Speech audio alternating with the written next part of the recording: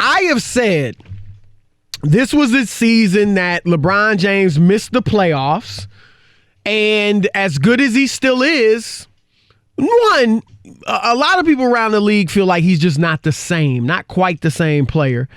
But whether you feel he is or not, because obviously his numbers were the same, you can't be the best player in the league and you fail to get your team to the playoffs. Now, I know he was hurt, and maybe when he came back he wasn't quite 100%, but there's no excuse. No. You played enough games where, and you've always brought up, they lost a lot of winnable games. Especially once he got back. Right. Even if you're not 100%, what were you, 80? You still should have been able to beat Atlanta, Memphis, you know what I mean? Right, New Orleans without AD. They were getting, and the Suns, you remember, it was like a stretch. And that's what really sunk them, was those games. Right. So he's no longer, we'll see if he can try to regain the crown next year, but right now he's not viewed as the best player in the world consensusly like he has been.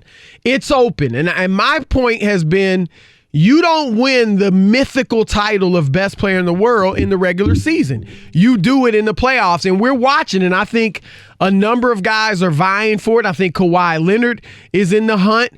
I would have said Steph even a week or two ago, but, he's not playing like that. And now KD, of course, and James Harden, although I don't think Harden is better than KD, and Giannis is the other guy that's in the running, and he's off to a rough start in their series with Boston. The front runner by far for the mythical title of best player in the world is Kevin Durant. He is balling lights out over the last 5 games, really since it looked like Patrick Beverley locked him up. And a lot of people were critical of KD. I like to think he heard my quote. And that's what set him off. You think so? More so than Steve Kerr saying go out and take 20 to 30 shots. Me saying Patrick Beverley put him on blast, and KD needs to snatch the title and show everybody I'm the best player in the world. So now you're motivated, too. You're motivating NBA players. Because he does. Listen, he'll text me when he doesn't like something I said. Does he? Yeah. So maybe he heard me. But whatever the case, he is balling out of his mind since that game, too, when Beverly did a great job on him and he had more turnovers, 9 than shots, 8. He's averaged 40 points a game. When I come out with my Masot shirts, can you make sure he gets one? I want to hear from Kevin Durant. You think I'll try to get him one. I want to get him one. Yes. I think he'll appreciate that. Yes. It's too soon, I don't know if he'll appreciate it, but you can But give he's it to been him. balling, though. You can give Come it to on. him. He has been balling. He's been balling, and he is clearly, like I said, the front runner to just be the best player in the world. Let's hear Steve Kerr even. I don't know if we can say Steve Kerr compared him to Michael Jordan because he was asked the question. He's talking about the run that he's on, but even the way he's like, I don't even know if it's because the context was Kerr was asked, have you ever seen anything like this? And of course, he played with Michael Jordan. He played with Michael Jordan. Come on. I don't know if the reporter was a young whippersnapper or what. Hello. Right. You ever see that shot I made to win the game? You ever see that shot? That was me. Here's the exchange. Have you ever seen anybody have a great 4-game stretch like Kevin is having? There's this guy named Michael something. Can't remember his last name. But no, Kevin's run these last couple weeks has just been off the charts. I've said it a few times this week. I mean, he's the most skilled basketball player on earth. He's one of the most skilled basketball players to ever play the game. There's never been anybody like him. 6'11", handles ball, shoots threes, passes, defends. He's just an unbelievable talent. And I think after we lost game 2 to the Clippers, I think he just felt like he just had to turn it up and lift us up another level, and that's exactly what he's done. Here's what I'm going to say, Rob. I have said that Kevin Durant, if they win the title this year, ideally would stay in Golden State one more season and go for 4 straight, which no one since Bill Russell has done. Not Michael, not Magic, not Kobe, not LeBron, none of those guys. Kobe, Shaq, whoever. Here's the problem with that. Number one, I think the team is too mentally fatigued and taxed to win it for a fourth straight year if they win it this year. I don't disagree with you. I think that's taking a toll on him. Yes. And the second thing is, even if he won the fourth straight ring, it would also be four straight for the guy who's really viewed as the heart and soul of that team, even if he's not the best player on there, which is KD, is Steph. Steph would have won four straight too, and Steph would have won 5 in 6 years. And I don't think KD, as great as he is, would get the full credit he deserves. Now, he would get love. He gets love now. He got love when he hit those the game winner over LeBron, and he became the finals MVP. So he gets love. But this is my point, Rob. What Kevin Durant is doing right now, how well he's playing, I told you the numbers, 40 points a game, 35 points a game in the playoffs, 40 points in the last 5, 50 against the Clippers, 45 the game before against the Clippers. This is telling me more than ever why he needs to leave Golden State after this season and go to either New York or the Clippers. I think it's going to be New York, because he will not get his just due. He won't get 100% of the love and credit he should get until he does it somewhere else, because there's always that but of either you joined this great team already and they won it without you, or you also still have Steph Curry and Klay Thompson and Draymond Green, and just the fact that even though they may not be playing at the height of their game, the defense really has to pay so much attention to them that it makes it a little easier for you. So I just think for him to get all the recognition he deserves as the best player in the world, he needs to go elsewhere and lead that team to the cusp of the title. I don't disagree with you. I think that there is something about that. The same way I believe that Kobe helped to engineer Shaq out of L.A. I do, because he felt the same exact way, that he'll never get the full credit. Right.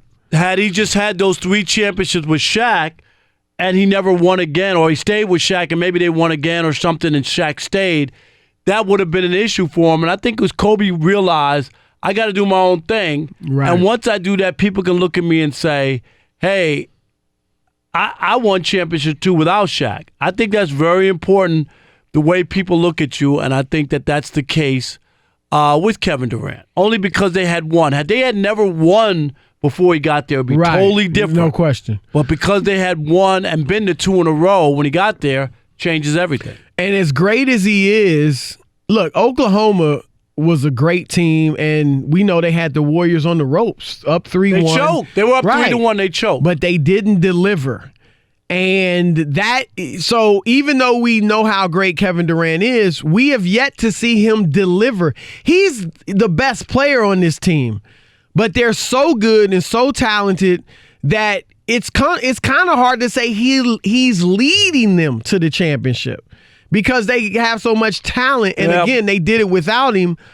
If he goes to New York, Rod, this is what I want to ask you. Let's say hypothetically they win it this year, and then he goes to New York with Kyrie. Say they get Zion or Anthony Davis or whatever. Right, whatever. They loaded. And I'm not going to even say they win it next year, because that might just be Let's too say much. Let's say they go to the finals. Say they get to the finals, but say the following year, his second year there, they win it. What does that do for his legacy? No, that would put it through the roof. People would have to look at him and consider him one of the greatest of all time in that. I think he probably definitely is in the top 10. Like, he's right there around the top 10 already. But I'm saying it would be, you have to push it even further, because he killed. LeBron had a drought that ended in Cleveland where they hadn't won a championship. The Knicks haven't won anything since 1973. He would be. And it's the Knicks, not the Cavs. Exactly. It's just totally. I remember when Cecil Fielder was traded to the Yankees, and they won the World Series in 1996. Cecil Fielder, remember, hit a lot of home runs, was a big-time star in baseball, and at one point was the highest-paid player in the game. And he told me after he won, he said, "It's nothing like winning in New York." He said he could. It's you know what I mean. Winning in New York, question. He said it changed his profile. He said he couldn't get over the difference once he put on the pinstripes compared to all the success he had in Detroit. Right. They had good teams. They didn't win a championship. But he told me that. And I still remember that Kevin Durant, for all that he had done in Golden State, this would trump that. Everything in New York. Am I York, right? That no would question. trump it. Everything in New York is magnified, good or bad. Isaiah Thomas was not the worst GM in the history of the NBA, not by a long shot. But being in New York and being bad. He's viewed as that. Yep. Right? Jeremy Lin.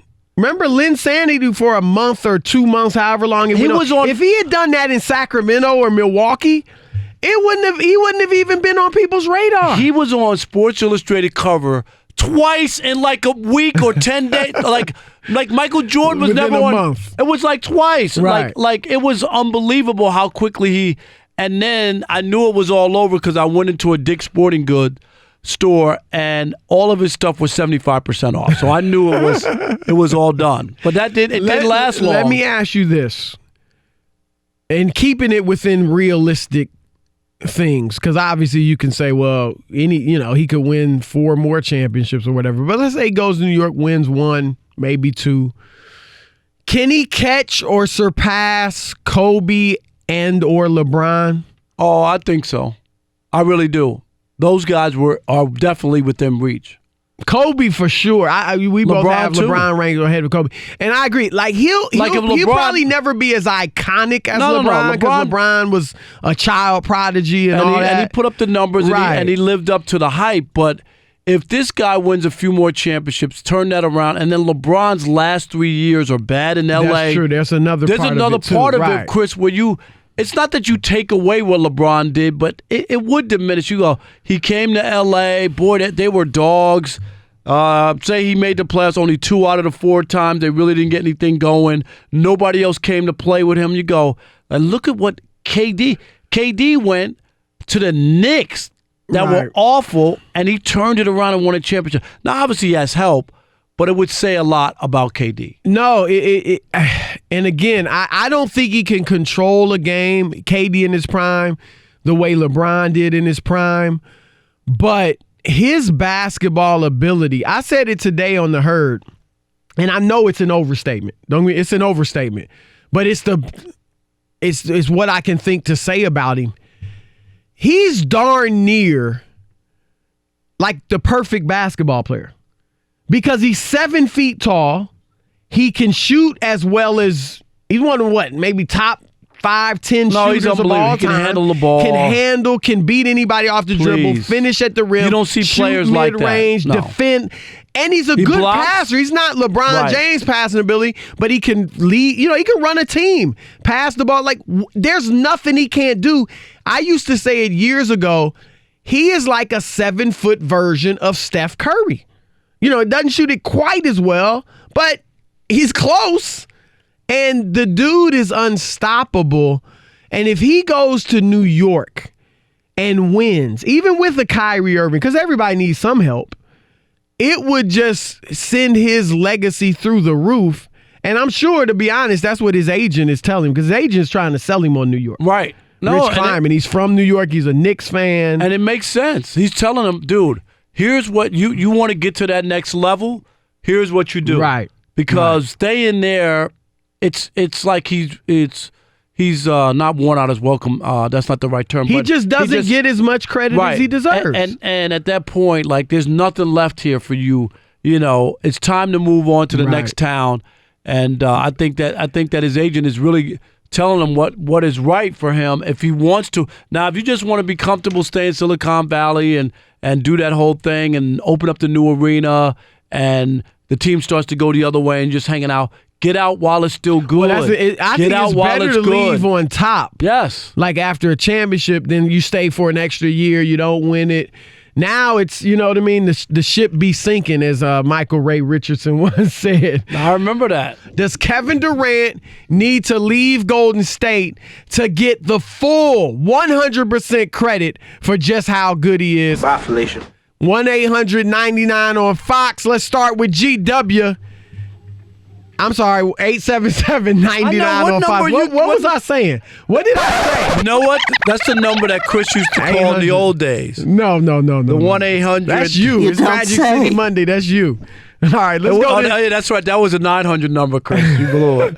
Let's go to GW. 1-900 feel good. GW in Cincinnati. You're on with Chris and Rob. What's happening, man? What's up? What's going on, Chris? What's going on, Rob? The best show on radio, man. I'll say it over and over again. Always throwing you guys props. Thank you, Even man. though, Chris, we appreciate as much as you are my man, Chris, I got a little bone to pick with you. You haven't given me the appropriate props for thinking of the hubboat. That was my invention. Was he the first to say the hubboat? I think he was. I was the first to say it. You hurt Rob's feelings with that, too. No, that wasn't one. Nah, that wasn't. Rob that was the Kiki days. Right, Rob got all in his feelings. No, I didn't. He's turning the Ralph Trans. All right, here we go. Now, let's go forward. Right. I'll give you your props. All right, let's go forward right. now. That was good. Rack 'em.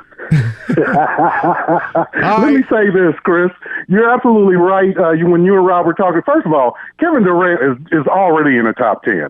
I can't see a player that can push him out. Right. We've never seen a 6'11" guy who can shoot from anywhere on the court and have a handle like him. I was racking my brain saying, maybe Dirk, but that's a very bad But he's better comparison. than Dirk. Yeah, he's better than Dirk. Right. As good as Dirk is, he's better than Dirk. Right, No but question. let me say this. He has to go somewhere else and win. And we talked about this before. It's like when Kobe talked about I should have paid him off like Shaq. This will be the brown stain in Kevin Durant's tighty-whities until he leaves Golden State because he broke the unwritten rule. Rob, y'all got unwritten rules in baseball. There's an unwritten rule in basketball. You can't go to the team that just beat you, that's already a perennial force, and then go to them and win and act like everything's cool. He's going to have to go to New York and win something for us to give him his total respect, and that's straight from the barbershop. Nah, that's real. That's real. Appreciate That's the call. definitely real. Good call. What about Patrick in North Carolina? You're on the Odd Couple, Fox Sports Radio. What's up, Patrick? What's up, fellas? Just want to let y'all know I love your show. Listen to it every night.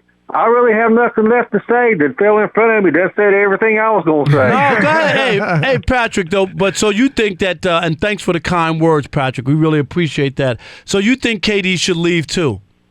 Yeah, I do, because number one, like the fella said in front of me, yes, he went to a team that beat him the year before, and Golden State's already won without him. And for him to get the credit that he deserves, I'm not a big Durant fan. I'm not, but I'll give him the credit he deserves. He's one of the top 3 players in the NBA in the world. There's no doubt about that. Yep.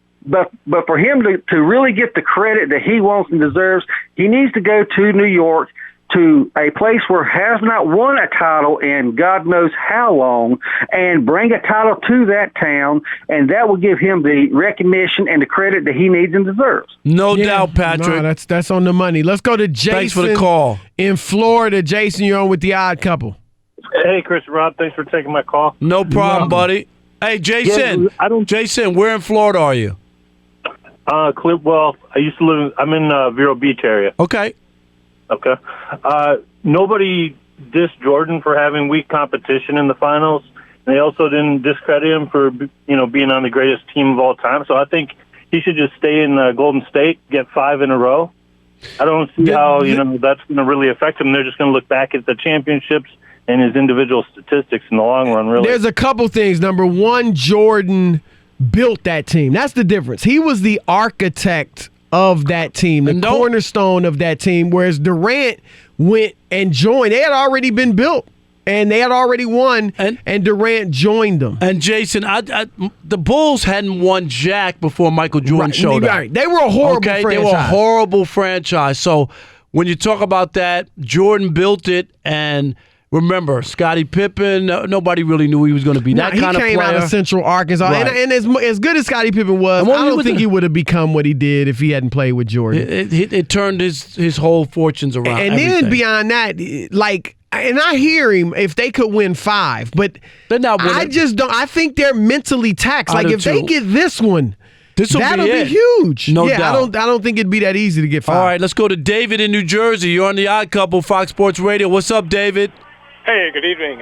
Sports Talk, Saturday, 4/20/19, 1280, The Patriot, Minnesota, at 2:15 p.m., the podcast. Seth. Thank you. Thanks for calling. Ron in Texas, you're on the Odd Couple, Fox Sports Radio. What's up, Ron?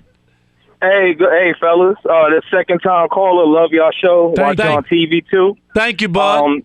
I'm from New York. I'm in Texas, so he absolutely needs to leave. Ron, as long as he's there, he's going to be second to Curry. New York, we bring back Spreewell and Camby. He'll be loved forever. They didn't win, and they beloved forever. I mean, he definitely needs to leave this, solidify himself. Losing 3-1, being up 3-1 and losing. Yep. Yeah, it's always going to be there. And again, it's not like people won't recognize he's an all-time great and he was a great champion and maybe at a certain point the best player in the world. But to get the full credit, he does have to show. Right. It's just as simple as that. We're talking about full credit.